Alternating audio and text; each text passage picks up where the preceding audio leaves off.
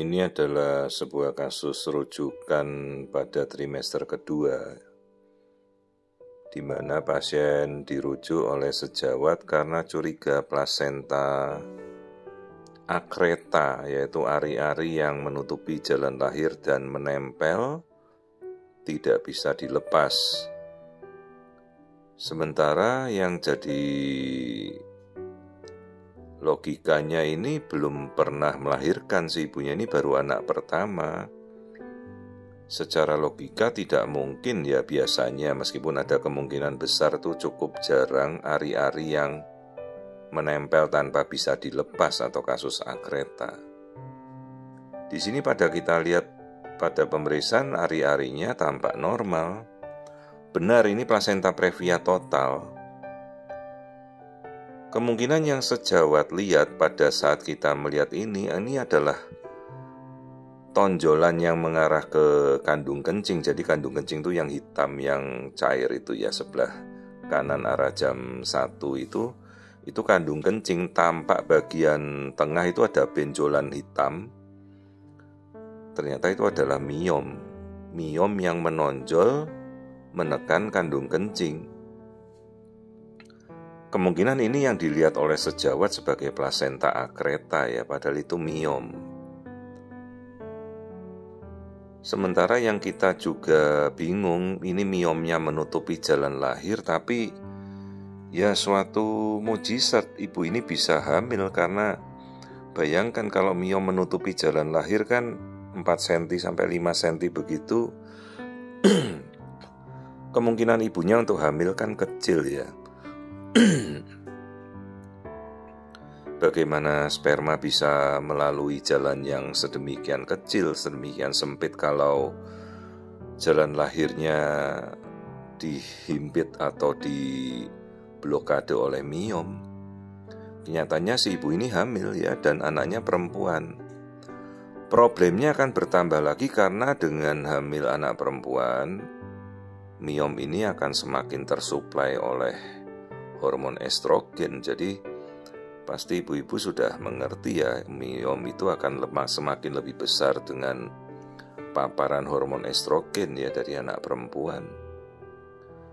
Jadi ini benar-benar kasus yang sangat sulit untuk kita hadapi kelak nanti pada masa persalinan ya. Jelas tidak mungkin lahiran normal. Sementara plasentanya menutupi jalan lahir, itu juga sudah problem yang besar. Janinnya tidak ada masalah. Benar, itu miomnya bisa merebut makanan ya, apalagi plasentanya menempel ke bawah dan persis ada miom di situ kan, semakin akan berebutan makanan dengan bayinya ya. Jadi kita upayakan si ibu tidak boleh ada kontraksi, makan yang harus cukup bergizi, terutama harus banyak makan protein ya. Ini kita melihat bayinya, struktur otak, tadi tulang hidung juga normal. Bayinya sendiri tidak ada kelainan, kondisinya normal ya. Ini kita lihat struktur otak, tempurung kepala dan bagian-bagian otak. Jadi saya kembalikan pasien ini ke sejawat dengan catatan spesial. Hati-hati nanti menjelang persalinan, jelas tidak mungkin lahiran normal. Dan direncanakan sesar yang terencana dengan tim yang benar-benar solid ya. Ini kita melihat jantung, struktur jantung juga normal. Karena logikanya miom itu bisa berdarah menyebabkan rahim tidak mau kontraksi pada saat persalinan. Sementara kalau miomnya menyumbat jalan lahir, darah nifasnya mau keluar lewat mana? Itu juga harus dipikirkan. Mungkin akan dipasang selang lewat rahim dari jahitan sesarnya dulu. Karena kalau darah nifas tidak keluar kan rahim tidak bisa mengecil ya. Itu kita belum tahu nanti pada saat operasi sesar. Jadi melepaskan ari-ari saja sudah problem besar.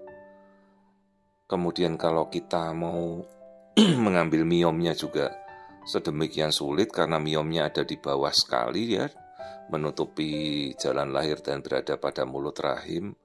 Itu lokasi yang sangat perdarahannya banyak. Nah, ini tulang belakang bayi ya, semuanya kondisinya normal. Jadi ini bayinya baru trimester kedua. Dan dalam perjalanannya kan masih ada resiko perdarahan, mana plasenta previa lagi. Tapi untunglah plasentanya bukan akreta ya, karena ini ibunya belum pernah melahirkan dan tidak ada riwayat kuret atau riwayat operasi yang melukai bagian dalam rahim. Ya, jadi ini implantasinya plasenta normal, hanya dia plasenta previa total saja. Sementara yang menutupi miom di jalan lahir, ya itu mungkin sulit untuk ditangani karena tidak mungkin diangkat. Jadi ya sebisa mungkin kita hanya melahirkan bayinya saja dan mengeluarkan plasenta, lalu dipikirkan bagaimana nanti darah nifas bisa keluar ya. Jadi inilah kasus plasenta previa total dengan mioma serviks menutupi jalan lahir.